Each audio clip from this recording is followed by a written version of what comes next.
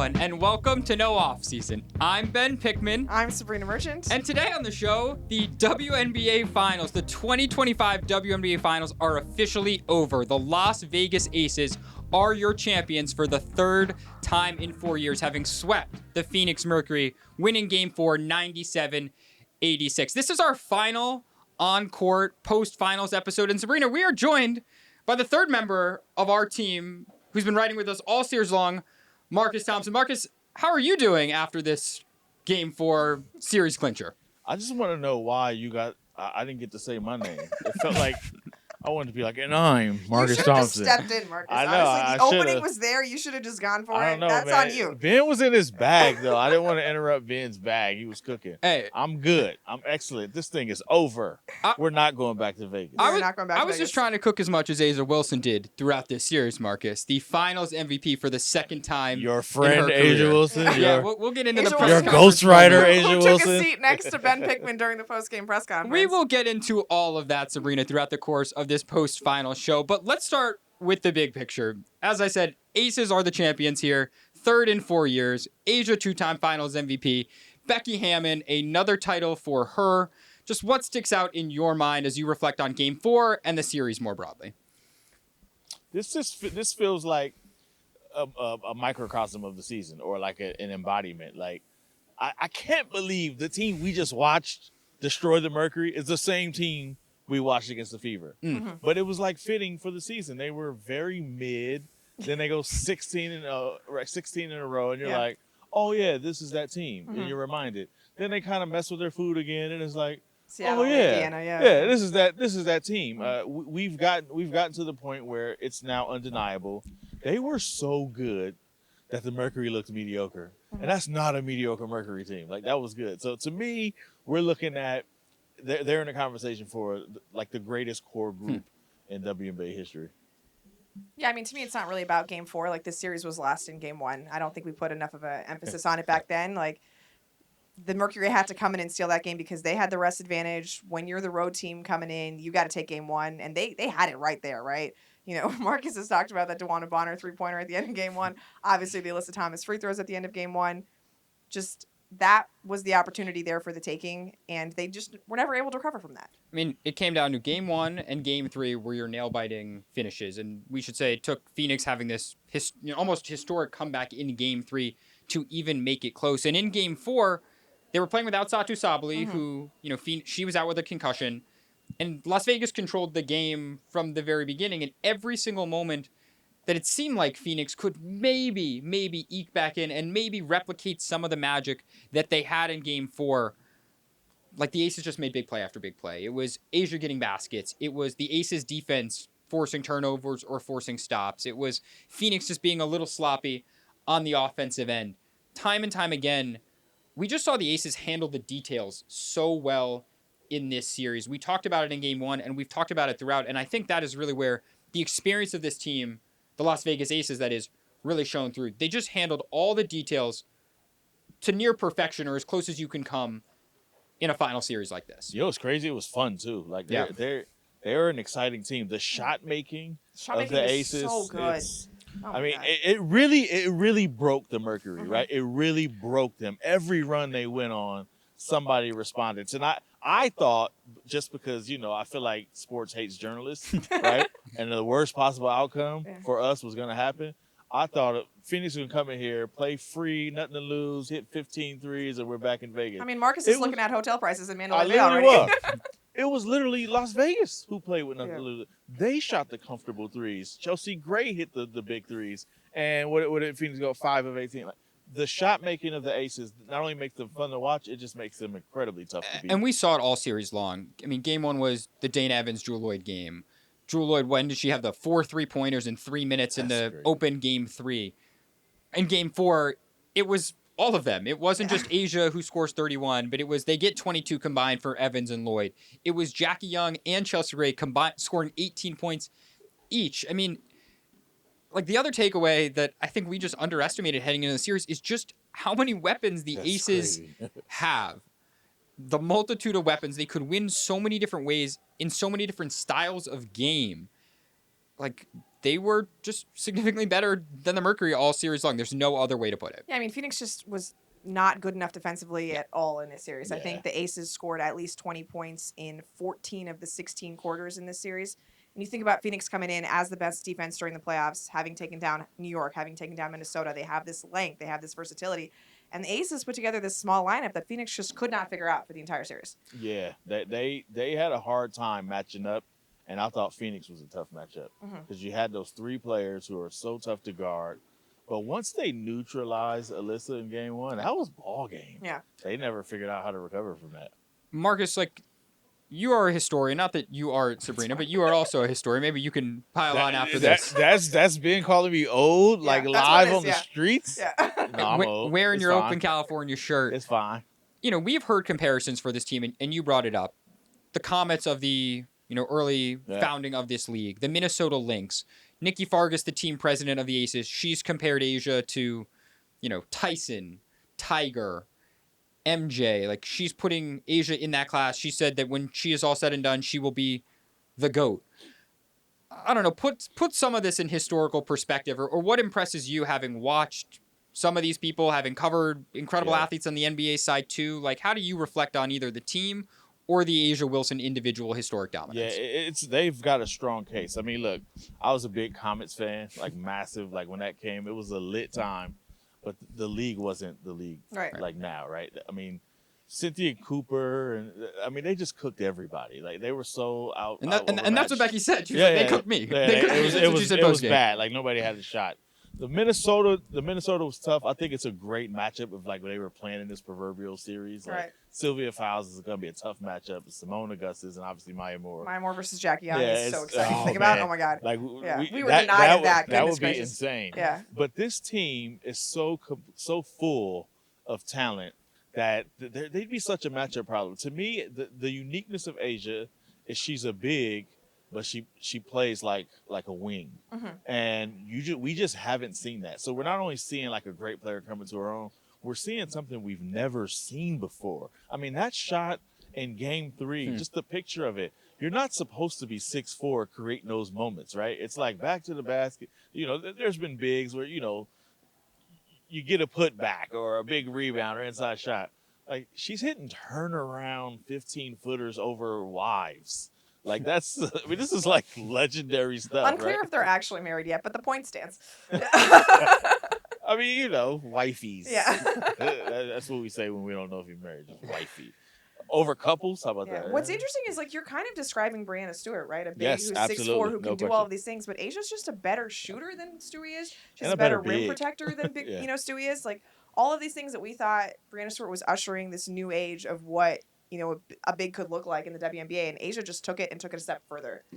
It's crazy. It reminds me, I'll tell you, since I'm old, we're going to go with the old stuff. I remember was it 92, Jordan and there was the Bulls and Blazers, and Clyde Drexler was like, oh, we got somebody who could push Jordan.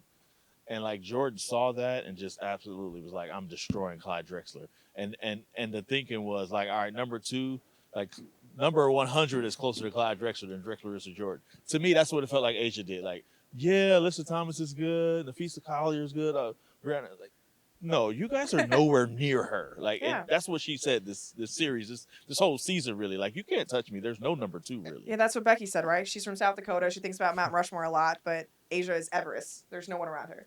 We saw it post-game. One of the lines that will stick with me post-game was Asia reflecting on the dropped pass that she fumbled with like 40 seconds to go Bruh, in I Game was so 3. shook about that because I was asking her about her hands. We were talking about how great her hands was, and it was like, yo, if you drop a pass now, Marcus like, is a jinx. yeah. So I'm like, bro, she gonna call me out on social media. Like it's all bad. I thought it was over. But she said afterwards, as she was reflecting, like how much that moment of dropping that pass just was like eating at her, that she needed to get it back. And what I thought was so, telling of how she described getting it back was it wasn't just the offensive end.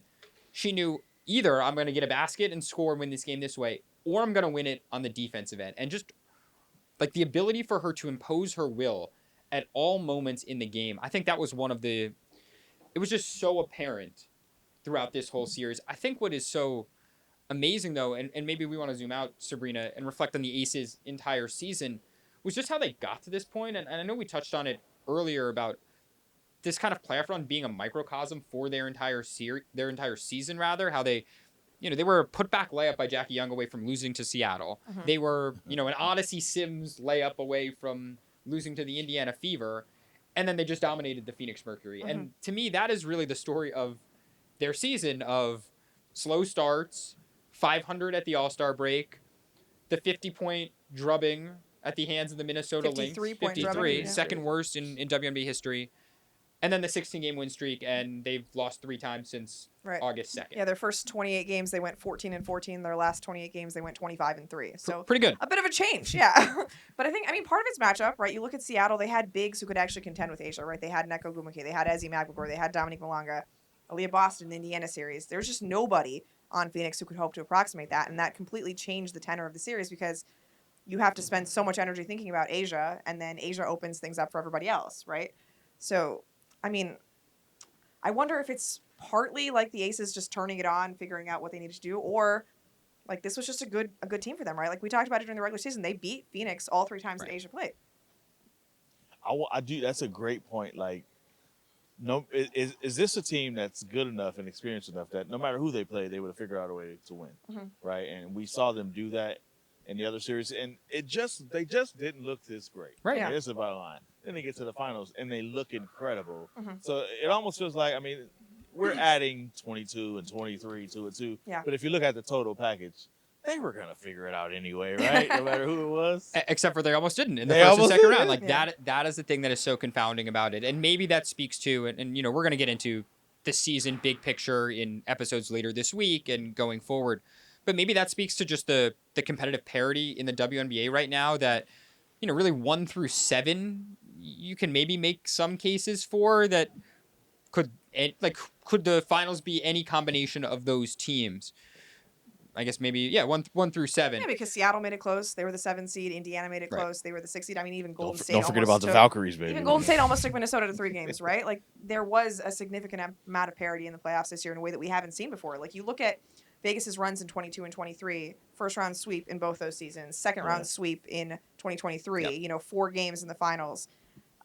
They just didn't go through a lot of adversity, and they were tested in ways that they weren't in previous seasons. And maybe that team was better in 22 and 23. Yeah. Like 23, they obviously go 34 and 6 during the regular season, one of the best records in WNBA regular season history.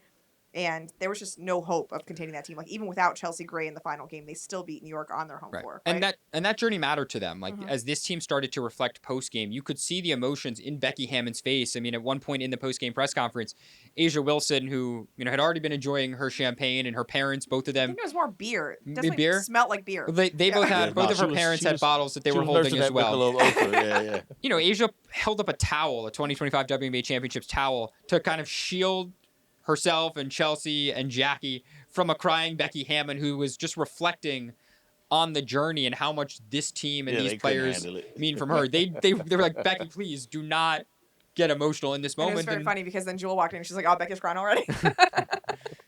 she just continued to cry.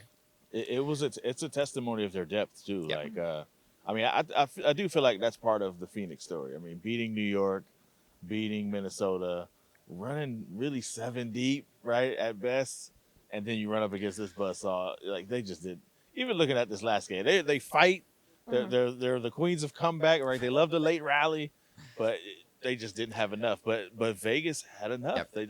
They always have something in the well to go to, and that's just a tough thing. And they had the best player in the league In the to world. go to, in the world. Yeah. To go to it. Maybe And in history, who knows? And that is a huge advantage. We're going to spin it forward to Phoenix in a little bit, but let's spend a moment, I think probably the most memorable moment of Game 4.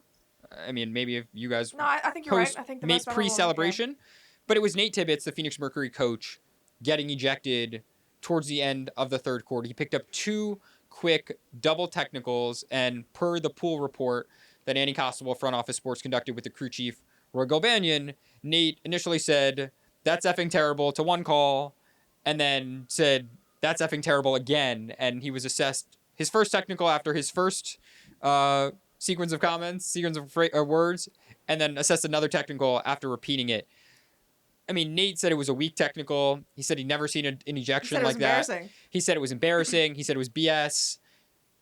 he didn't want to make it about the officiating, but I think the reality is, like, officiating has been a story that has clouded the whole season. And we've seen coaches from the very beginning through the very last game talk about inconsistent officiating and their frustrations with officials. We saw Cathy Engelbert acknowledge it ahead of game 1. Frankly, I thought it was unfortunate that Nate got ejected, that coach went out like that in a 4th game, not seeing it through all the way. And I thought it was also unfortunate that we have to talk about officiating one more time when the Aces had this incredible culminating moment. I mean, it's fitting though, Yeah. right? Like it's a perfect way to go out. I mean, look, I don't care. It was lame. You don't toss a coach like that. Yep. I mean, I feel you. Like if one is worth a take, you know what I'm saying? He just did a little multiplication. That's Yeah. Right. I mean, he literally said, like, coaches know if they want to get ejected. He's like, Yeah. I know how. Basically, saying, I know how I can get myself ejected. Which is funny because this is his first ejection, so apparently he does not know how to get That's ejected. he learned today. Yeah. You just can't. You can't. Judging by it, especially because it's like double technically he's out. Mhm. I'm like, geez, Nate, like there are kids in here, Yeah. right?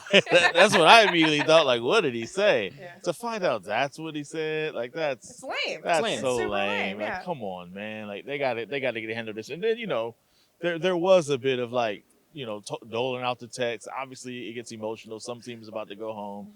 There was just a little showmanship from the DB got one, Kai got one. It's Yep. like it's a fitting way to end the season that's been about this, right? Like they couldn't stay out of the spotlight for one more game. Like that's essentially what You it think the was. state of the game committee that Cathy Engelbert announced after game 1, you think they met post game 4, or you think No, they're going to wait meeting, till? they're meeting after her and the FISA. Got it. Yeah, to not only have to talk about officiating and then like this game was marred by an injury absence, right? Right. And so much of the season has been about players missing time to injury, and we saw it again during the finals, a key player missing a game because of injury. I mean, but when you were talking about the most riveting thing of the night, I thought it was after the game, but before the. Oh yes, let's talk about that for sure. I mean, jeez. So what Marcus is referring to is that after the game, when the commissioner Cathy Engelbert came on to present the WNBA Finals trophy to Mark Davis, the owner of the Las Vegas Aces, Who we should say later had a peanut butter and jelly sandwich that he was very proud to be eating. Sorry, Sabrina. sure. Does he really eat those things with all that white he's wearing? He He's got to ate be it, a he pro ate at it in it. the press conference. He's I gotta did be see. a pro I did at see it. as he He walked by me a dumped little bit of a about stain. half of it out because saw- he realized that they wanted him on the podium and he was very excited to take the Yeah. stage. Sorry, But Sabrina. so Holly Rowe comes out for ESPN, right? Introduces the commissioner. Boos rain throughout the stadium. I could not hear one word. That the Wasn't commissioner that said. wild? Like it was loud, Could not right? hear a Like word that- she I was said, yeah. way up there. It was And like, you think yo, about this it, is we are crazy. in an away arena for the Las Vegas Yeah. Aces, right? So it's not as if all of the fans are still here to cheer for the Aces. It is just the people who, like, probably like an eighth or so are left over, Yeah, right? yeah. Remaining at this point, and deafening boos for Cathy Engelbert. Like you could have told me she said any number of combination of words, and I would not be able to verify that because It I was could not bad. hear a word she was saying. Yeah. It was bad. It was like I think you said resounding. Like Yeah. it was like it was choral, right? Mhm. It was just really like almost premeditated. Like Yeah. when she get up there, everybody's like, all right.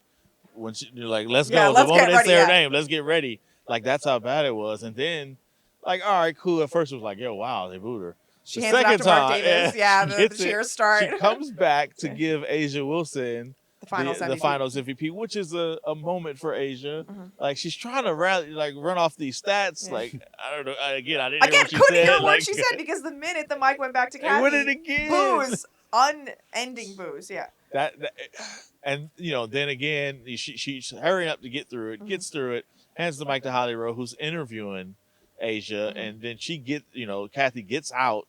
And then they boo her They one booed more her time. as she was leaving. She was leaving. She was like a WWE villain out here. Like, it was insane. I remember Cathy Engelbert staying on the floor longer during previous celebrations, to talk with the team officials and like say hi to the owner, say hi to the head coach, and like they had to get her out of Dodge as soon as possible. Literally the minute she hands off the trophy to Asia Wilson, it's like, all right, She was gone. quick exit. Yeah, getting booed 3 times in one kind of ceremony is And like a happy ceremony. that's sports Yeah, history, really. That's crazy. What do you think it means? Like, obviously the FISA College comments lit a fire about this whole thing and turned her into this kind of public villain.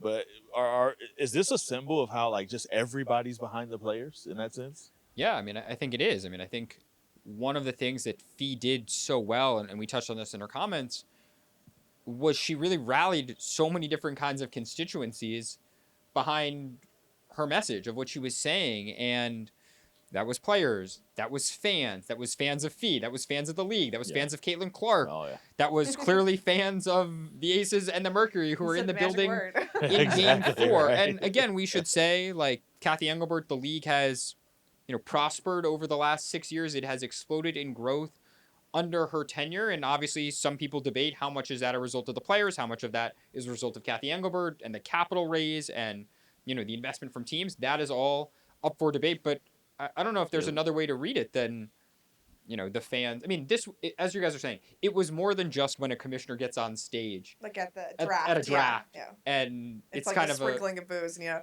David Stern just like says, like bring it, Yeah. It's different.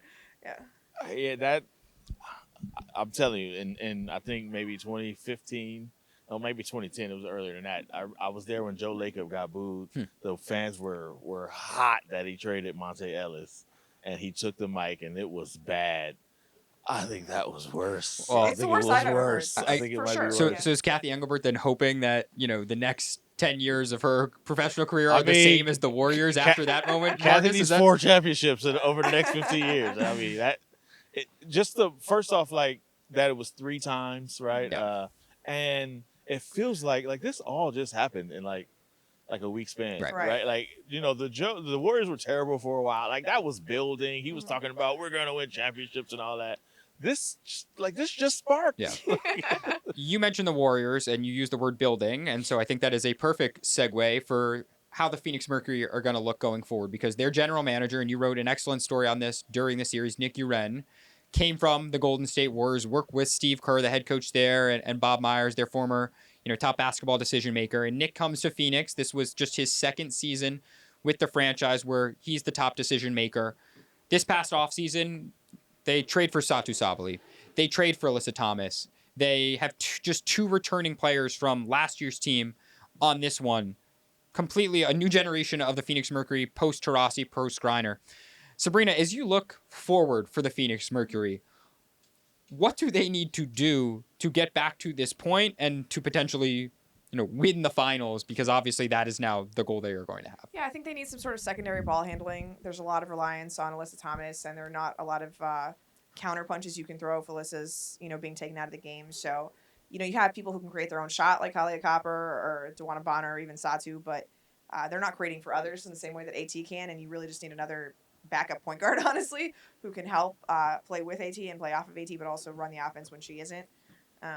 And then, I'm not so sure how much they really need, like, another big, like, obviously Asia Wilson is a terrible matchup, but, like, Asia Wilson's a bad matchup for a lot of teams. And, trying to, build your offseason around defending Asia Wilson, like, I understand a lot of teams go about that. Like, you got to go through the best to win. But I would say, like, the ball handling thing is probably a more pressing concern at this moment. Yeah, I definitely think they need another option besides AT, go downhill and make it happen. They also need some depth. Like, you can't win a championship not playing your bench. Right? Well, and we saw, Natasha Mack had been their starting center for most of the year, and she didn't necessarily play starting center. She wasn't playing 30-plus minutes a night, but in the finals, what was how many minutes did she play in Game 4? She played just 2 minutes in Game 4 and had 2 fouls, I want to say, in those 2 minutes. Yep, took her out, never brought a reckon. Right, and she didn't play the whole second half of Game 3.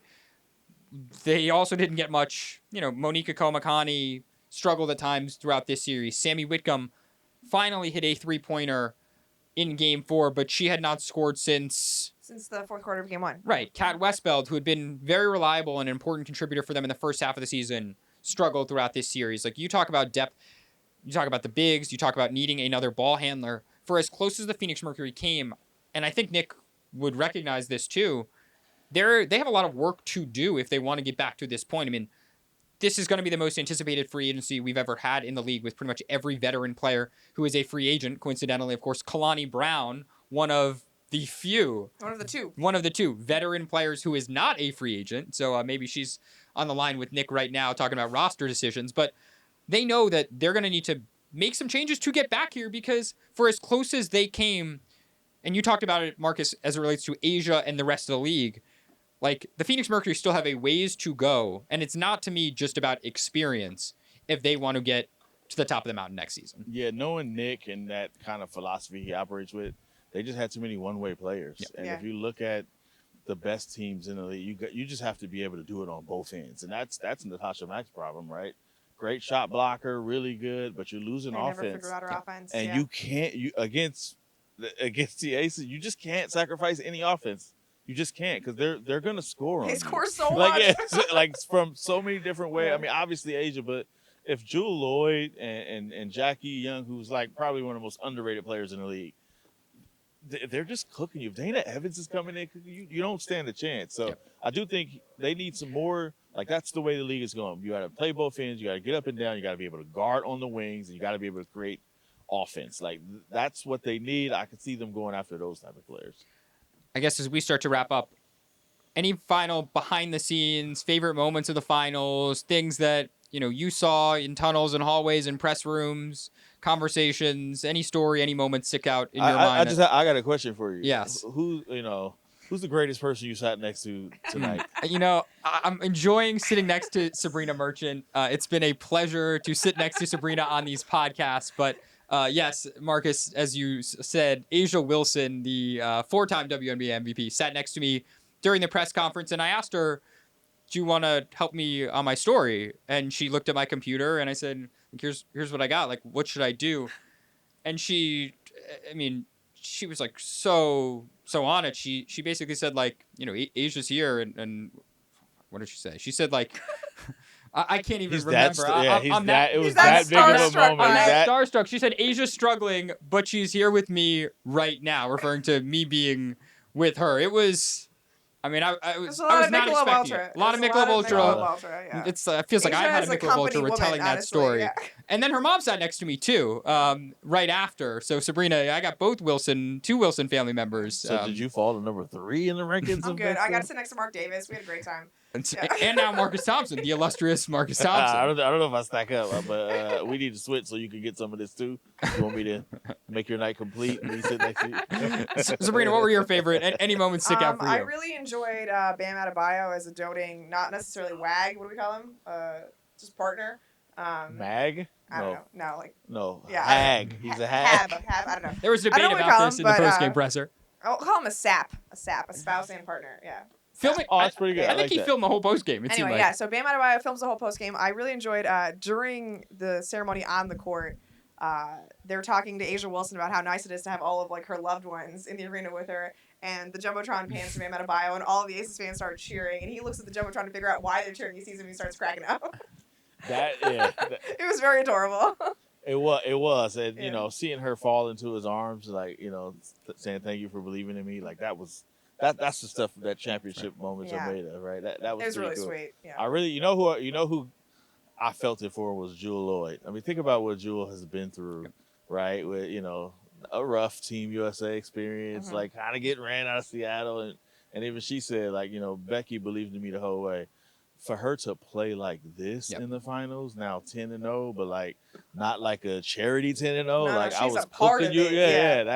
That was pretty cool to see Jewel Lloyd have that. And when she came in the press room and she started to reflect, A'ja Wilson had this bright pink tambourine that a trainer on the Aces gave her, and A'ja just started to rattle that tambourine and praise Jewel Lloyd and praise Chelsea Gray, praise Jackie Young, praise Becky Hammond. Yeah. Everywhere you went, kind of in the Aces postgame celebration, you just heard that tambourine rattling, and you knew like there was greatness playing an instrument, playing her team out for this season. Let the church say amen. I think we should leave it there.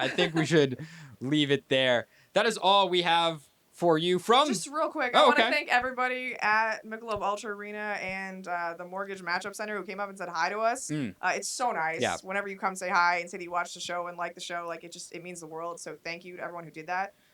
Sarah, Megan, just a bunch of other people. Like, it was lovely. Oh, Sabreena, that was really nice and heartfelt. I totally agree with that sentiment too. I gotta thank. Can I thank Ashley Young, who I don't know why, but she's just staring at me and taking photos. So she's right here, line of sight. So thank you, Ashley Young, for being a wonderful. Check out our Instagram, TA No Off Season. It's very good. Please follow us, subscribe. We will have more. But you got to check out Ben's half court shot from earlier today. It is epic.